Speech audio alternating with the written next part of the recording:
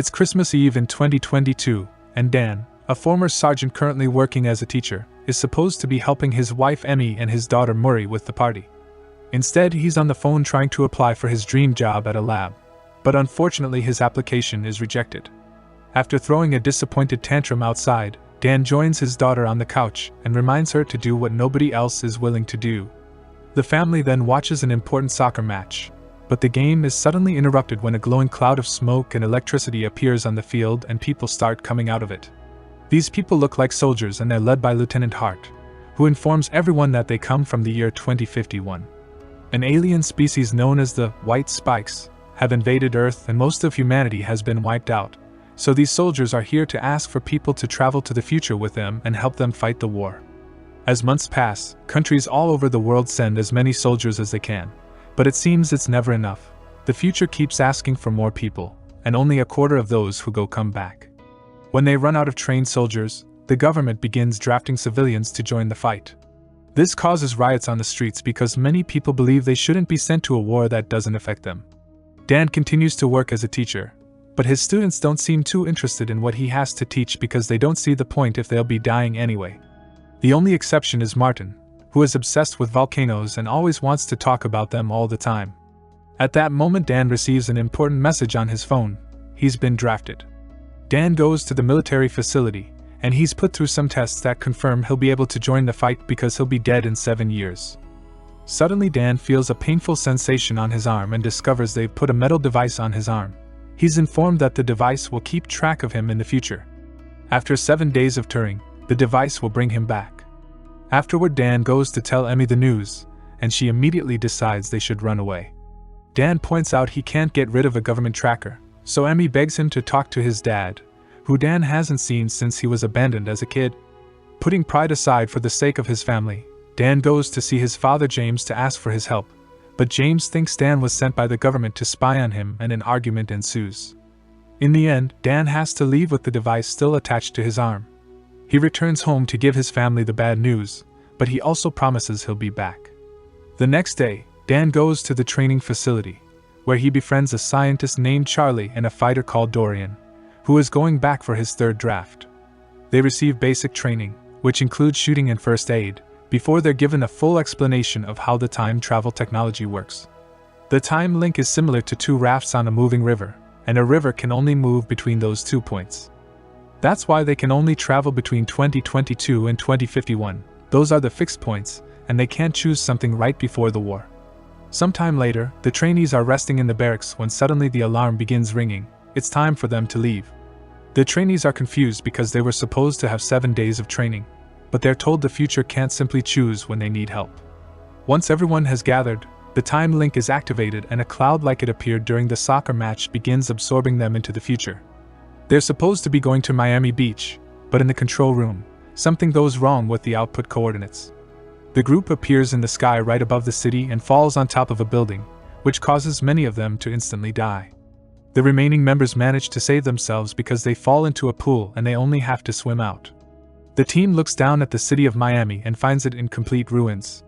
They don't know how to proceed, but at that moment they're contacted by a colonel, who informs them the city has been overrun by white spikes, so soldiers are coming to completely bomb the place. The team's mission is to rescue a research team that is trapped inside a laboratory. The colonel knows Dan has experience in the military and puts him in charge of the team. Dan guides the team throughout the city, giving them indications of how to move properly and finding death and destruction everywhere they go. They find the lab building, and when they enter it, they discover a dead alien, so Dorian takes a claw as a trophy. Further inside they find the research team, but they're all dead as part of an alien trap. The colonel asks them to retrieve all the copies of the research and to hurry because if there are bodies around, the white spikes will be back and the jet fighters are coming closer. The team rushes to pick up all the necessary items, then they start making their way downstairs as quietly as possible. However, one of the guys hears a noise, and when he looks up, they finally discover what white spikes look like. The alien shoots a spike from its tentacles, killing one of them, and the team immediately opens fire. Their bullets can't seem to damage the alien's thick skin, but at least it seems they can slow them down as they run down the stairs and find an exit hallway. The aliens kill and capture many team members on the way, so Dan stays at the back to defend them. Since his bullets won't work, he attacks with a fire axe, which isn't that effective either. Luckily, Dorian comes to the rescue and kills the creature by teaching the team that the only weak spots are the neck and the belly. With lots of white spikes coming after them, the team runs down the streets until they find the tank that is coming to rescue them. Unfortunately, the white spikes get to the tank first and destroy it. Now the team has no choice but to fight the aliens while at the same time trying to find cover. As more and more team members fall to the aliens' attack, the survivors fall inside a tunnel, and Dan stops to rescue a fallen trainee. This delays the entire team, and 2 of the trainees decide to stay behind and act as a shield against the aliens so the rest of the team can run away. At that moment, the jets finally arrive and bomb the entire area. Hours later, Dan and Charlie wake up in a forward operating base in the Dominican Republic. They find Dorian, who informs them the rest of the team is dead and scolds Dan for having stopped to help a fallen person which put in danger anybody else. Dorian admits he suffers from cancer, and he's learned that he's the one that gets to decide when he dies. Their talk is interrupted when Dan is requested to see the colonel. When he hears another soldier refer to her by her surname, Dan is shocked to realize this is an older Murray. She grew up to be a scientist, and she's the lead researcher in the Air Force, which she created herself. Murray explains she didn't bring Dan to see her father again, she actually needs his help with something. In fact, she acts all cold and professional around him. Then she proceeds to show him the recording of a different looking white spike. All the aliens they fought in this city were males, and this one is female. She's more aggressive and much rarer, she also nests underground. The male white spikes will die to defend her because it seems all they care about is the survival of their species.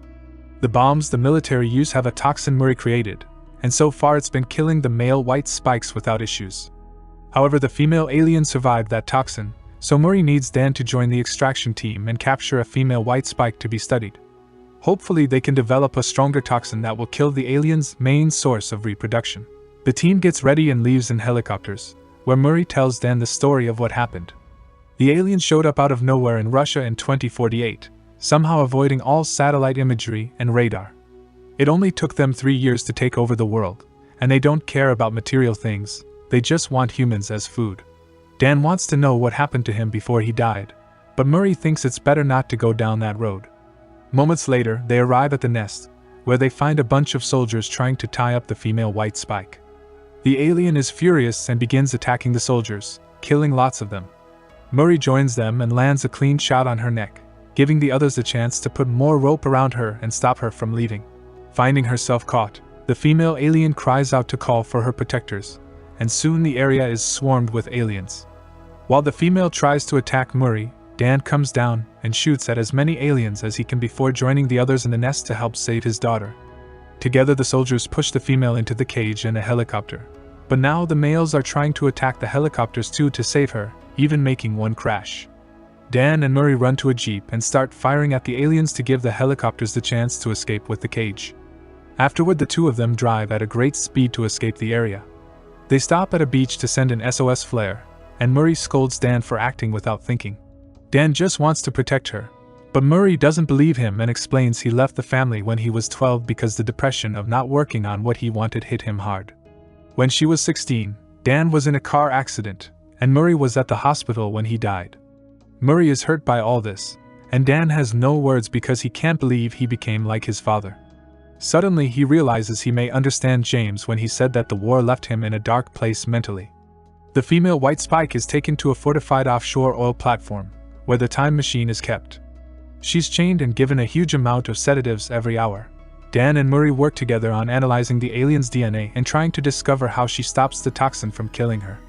It's a lot of work that takes them many days, but it also allows them to bond again and chat in a more friendly way while they share meals. The night before Dan has to leave, he tells Murray that he's proud of her and that her mother would have been proud too. Dan tries to tell Murray she needs to rest and to give him more to do since he's supposed to be here to help after all. Murray takes the chance to finally explain why she brought him here. Once she finds a way to make a stronger toxin, he needs to take it back to the past to mass produce it and get it ready for when the aliens arrive. That's why she's working like crazy to finish tonight. She needs to be done before he leaves. Dan doesn't want to leave Murray behind to her death, but Murray points out she called him because she's the only one she can trust. At that moment, the machine finally finishes a toxin with a 100% match for a female white spike. But it's also the moment the alien wakes up and calls for her protectors. As a bunch of male aliens arrives to attack the platform, Dan thinks they should kill the female to stop the attack, but Murray points out they only have one sample of the toxin and it could help more in the past. While the soldiers begin defending the platform the best they can and many aliens crash into the labs, Murray and Dan run around the platform to try to make it to the helipad where Dan should be for the time jump, which will happen in a few minutes. The two of them shoot lots of aliens on the way, yet Murray still gets hit by a spike. Dan tries to help her walk, but she's in too much pain, and the platform is about to go down because the aliens crashed a ship against it. Murray apologizes for being cold to Dan, and after saying she loves him, she gives him the toxin, urging him to take it back to save everyone.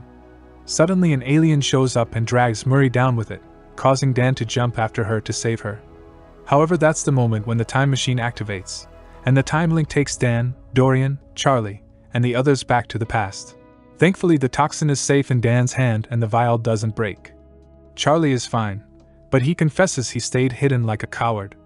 Dan tells Hart they need to mass-produce the toxin and send it to the future to kill all the aliens. But Hart has bad news. The time machine isn't working anymore, probably because the aliens on the oil platform have destroyed the other end of it. They can't go back ever again, meaning it's all over. Dan returns home and barely can believe he gets to be with his family again. He's still in shock because of everything he went through. At night he can't sleep, and he keeps visiting Murray to confirm she's alive. When Emmy checks on him, Dan shares what happened with older Murray, and he's still determined to find a solution to all this. Emmy helps him see the facts they have. They know the aliens attack Russia in 2048, but nobody sees the ships arrive. Maybe that's the year they start moving, but they arrive before, and nobody notices because it's in the middle of a frozen nowhere in Russia. So they need to start looking at years before that. The next day, Dan immediately jumps into action. He visits Dorian and convinces him this isn't over yet. Then they take Dorian's trophy claw to the lab Charlie works at. Charlie confirms there's sediment on the claw that looks like volcanic ash that came from either China or Korea. They don't understand how Asian ash can end up in Russia, meaning they need to ask a volcano expert. Next, Dan goes to see his student Martin, who explains there was a huge volcanic eruption in Asia thousands of years ago. If the ash was blown by the wind, it could have gotten caught in Russian waters, which eventually became ice.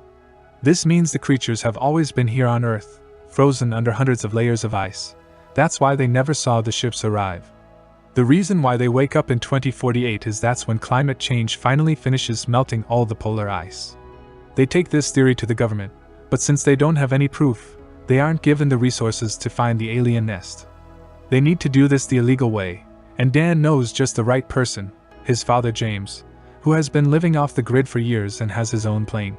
Hearing Dan say, "I need your help," convinces James to help with the mission, no matter how crazy it sounds. Dan also gets in contact with Hart, who worked with Murray in the future and is ready to finish her beloved leader's mission. Hart brings a few soldiers with her, plus plenty of weapons and some copies of the toxin. The team travels to Russia, and Charlie promises this time he won't hide. When they make it to the Academy of Sciences glacier, they begin looking around the area for signs of anything strange. They stop when they discover their machines are going crazy because there's a weird magnetic field surrounding them. Using lots of explosives, the team opens a hole in the ground and enters an ancient cavern, where they finally find the frozen spaceship. Dan points out that entering the ship is extremely dangerous, and they could go tell the government they found proof. But everyone agrees the government has been useless, and it's up to them to make things right. They use a chainsaw to cut through the ice, and the team enters the ship while leaving Charlie and James outside in case something tries to escape. The group reaches the cockpit and realizes this is a crash site. The aliens never intended Earth to be their destination. Surprisingly, the body of the pilot isn't a white spike. They go into another room and find the actual white spikes inside a series of biopods, which makes them realize their cargo. They're bioengineered creatures that were used by the pilot's alien race as weapons to colonize other planets. The team begins injecting the pods with the toxin and watches the white spikes wriggling in pain, confirming the toxin kills them. However, their cries also wake up the aliens that haven't been injected yet, causing them to break their pods and attack. The team shoots as many as they can, but some of them manage to escape. Dorian points out they have no choice but to blow up the ship, so he gives Dan his claw and accepts to stay behind to activate the bomb once everyone is out. James begins shooting at the aliens that escape, but Charlie's weapon gets stuck and he begins killing the creatures with the chainsaw. Dan makes it outside and warns them to run away while Hart, and the others are swarmed by a huge colony of aliens. Not being able to wait anymore, Dorian makes the bomb explode, bringing every one creature down with him and dying on his terms like he wanted. Dan, Charlie, and James get out of the cavern before the explosion hits them, but James explains he saw an alien with a red belly escape. Dan realizes that's the female, so they split up to go after her. The Queen finds one of them and attacks, but it turns out it's a snowman covered in clothes that James put up as a trap. When the Queen goes after him instead, Dan shows up to hit her with his snowmobile. Then father and son begin shooting together until they push the Queen off the edge of the cliff. They know she isn't dead yet though and get ready for her return. When the Queen attacks again, she pushes them to separate them, then shoots a spike at Dan before going after him. Dan uses that same spike to stab her mouth, and James uses the chance to hit her with an axe, leaving her blind. The Queen begins thrashing around in desperation, and Dan takes the chance to inject the toxin into her leg. After hitting her a few more times, he takes out the last vial of toxin and inserts it in her mouth before kicking her down the cliff again. The Queen crashes against a big rock and finally dies. The next day, newscasts all over the world report an explosion in Russia that killed a bunch of aliens, and the government tries to take credit for it. Dan returns home and reunites with his family, finally allowing James to meet his granddaughter. Now they can all work together for a better future.